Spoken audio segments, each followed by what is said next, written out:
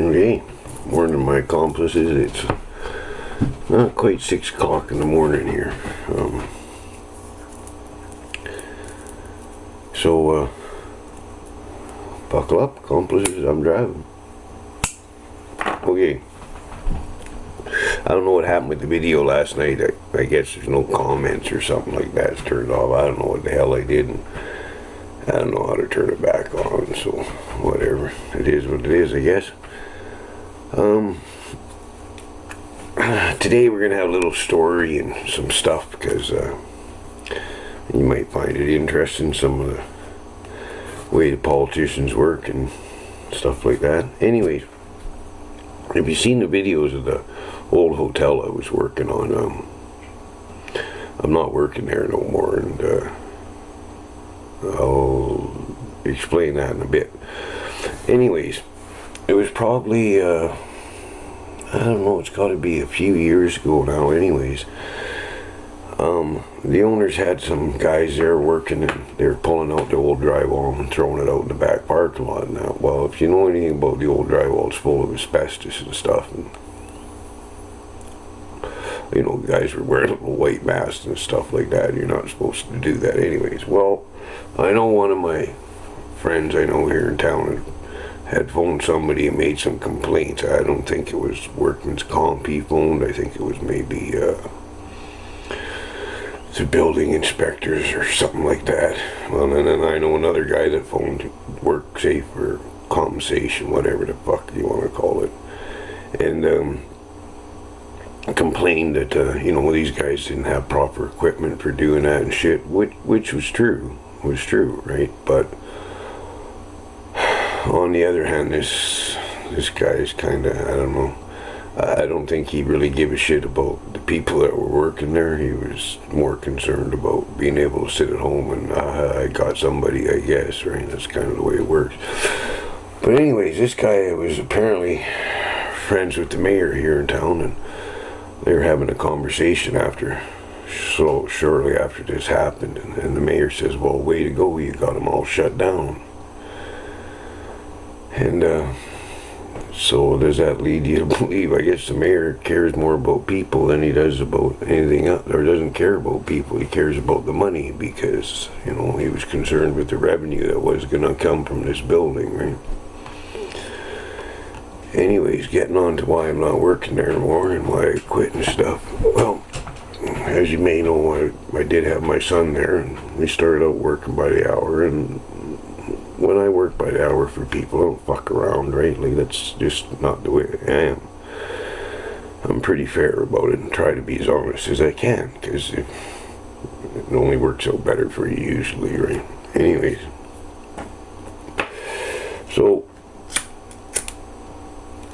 the owners thought this was costing them too much money by the hour, so they wanted me to start doing everything by contract, which I don't care about that, right? So I started giving them contracts for doing things. Well, what would happen, because things are in such bad shape in that building, is that when you started fixing something that you'd given the contract for, you'd run into things that you never priced for because you don't know. You're going in blind most of the time, right? So they'd say to me, well, if there's something like that, just, you know, bill us extra for it. Well, I got no problem with that. So let's say well, I had to do this, it cost you another $200 to get that done. Well, we don't want to pay you that much. Well, after a certain point, it was like, well, fucking screw this shit, right? Like, eventually got to the point where I didn't keep my son working there anyways. It wasn't worth it for, you know, so, and I decided, you know, I'd had enough. So I had all my tools out by the front door. Oh, and what had happened was New Year's Eve, there was a big snowstorm here, and I had about 7 feet of beam that I hadn't replaced yet. I'd done a whole lot more, but it was just the end piece I hadn't done yet. Well, on this was a post from the roof holding all the weight, and it snapped, and everything collapsed about 3-4 inches or so. So, I mean, my wife didn't even want me working in there anymore. It was kind of sketchy, but hey, what the fuck, right? Well, I'd hang a plumb bob right? And if I seen the plumb bob start to vibrate, I know to hit the ground. I couldn't get the fuck out in time, but at least hit the ground. Anyways. So it took me about a week to get one of the owners to come there and see what was wrong and what we were going to do. And, oh, you see Mama walking back and forth. She's awake. I wonder if my song earlier woke her up. Maybe. And in the meantime, he told me to get a couple of young guys to shovel snow off the roof. Like, let's get some of this weight off. And that's what I started to do. And then they were supposed to pay these young boys, right? Like, that day, it was only $100. Not a big fucking deal, right?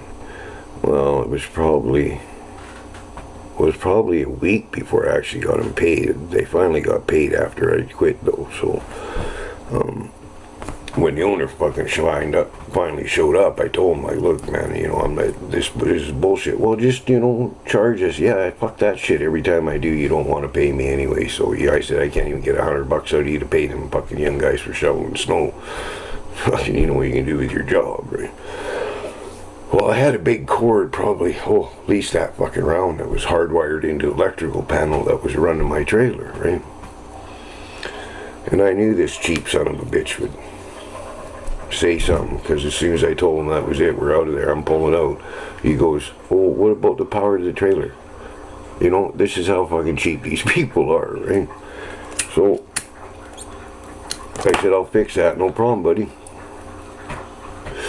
I grabbed my axe, started walking the other side of the fucking building. Well, now he doesn't know what the fuck I'm doing. I got an axe in my hand and I'm walking. So he's following me. Well, I swung and I fucking chopped that cord in half. There was fucking sparks flying everywhere. His eyes were this fucking big. Near shit his fucking pants. Anyways, well, he didn't say nothing. He was too fucking shocked. You know, and you're not going to get hurt anyways. You're holding on to a wooden axe handle, chopping 110 bolt. It ain't going to fucking hurt you. Even at 110 wouldn't hurt you anyways. Right? So that's what happened with that. Oh, I ain't drinking whiskey, it's coffee. Like this time in the morning, I got to go to work yet here. It's pissing rain. So, yeah, that's why I'm not working at the hotel no more. So, after that, I had to phone and do my fucking reporting because I didn't want anybody in the building and it was unsafe, right? So I talked to the compensation guys and building inspectors and all that shit, got it shut down, stopped work, order on the place, and do not enter building stuff, right, until it got straightened out. Now, considering I was in there doing all this stuff, structural stuff to hold the building up, I had asked for an engineer's report, like that's what I should have, right? So I know exactly what to do instead of just what I figure is right, and basically it's been right anyways, but it's just better, right? And they didn't have a permit, which they didn't want to do that, and they're worried about the inspectors coming and stuff, right? I mean, this is how stupid these guys are. We're in a little tiny town, 1,700 people. I'm working in a hotel that hasn't been worked in fucking 8 years or something. Everybody in town by noon, the first day, knew I was working there, and these guys are like, oh, don't tell no one you're working here. Fucking dumb bastard. But anyways, the compensation guy told me, he says, yeah, they've had an engineer's report from day one, and why they never provided it to you is beyond me. Well, I said, would maybe the reason be that the engineer's their niece?